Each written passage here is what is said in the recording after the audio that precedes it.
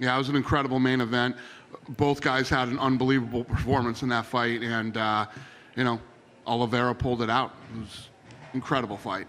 Incredible first round. Tem que ser difícil, não pode ser fácil. A gente tá na nata, né? Tá entre os melhores do mundo, né? Entre os melhores do mundo. Então, a gente tem que dar o respeito ao Michael Chandler, né? Ex-campeão, foi contratado para isso. Então, foi difícil, tinha que ser difícil.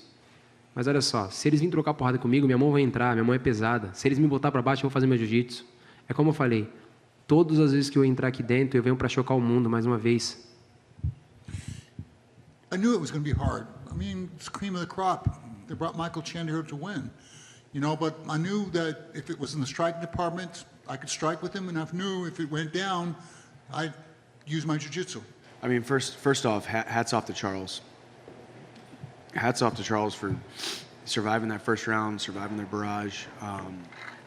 Secondly, huge thank you to the UFC for this opportunity. You know, I just saw Dana and Hunter and those guys back there. I really feel like I'm living a dream. Win, lose, or draw. But you know, here we are. Got a busted up eye and another loss on my record. But hey, I've come back from worse. Felt like everything was clicking in there. Just got caught, zigged when I should have zagged, and here we are talking to you without the belt on this table. But we're going to keep moving forward as stuff moves fast.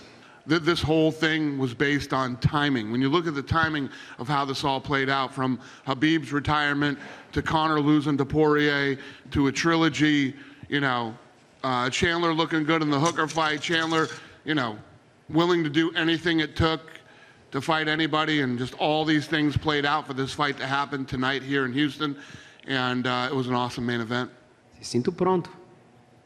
Né, eu pensei muitas vezes que tinha que ter chegado logo, mas como eu falei, não é no nosso tempo, é no tempo de Deus. Hoje eu estou pronto, hoje eu me sinto uma máquina, um leão no meio dos leões. I feel ready. It's like I said, it's always in the time of God, but now I feel like a lion. I feel like I'm ready. So, you know, here we are. I've been here before after losses. The sport moves quickly. I am still world class. Anybody, you know, next in to get me into that in line for the title again, I believe I can beat them and beat anybody in the top 5. So we'll see what happens. You have anything to say with Conor McGregor trolling on Twitter? He said, "Congratulations on being 11th lightweight champion. I wonder who number 12 is going to be." You have any response to that? O Conor falou, mandou no Twitter, falou: "Parabéns por ser o 11º campeão do peso leve. Eu gostaria de saber quem vai ser o 12º." Você tem alguma resposta a isso? Conor, se preocupa com o Dustin, depois a gente conversa.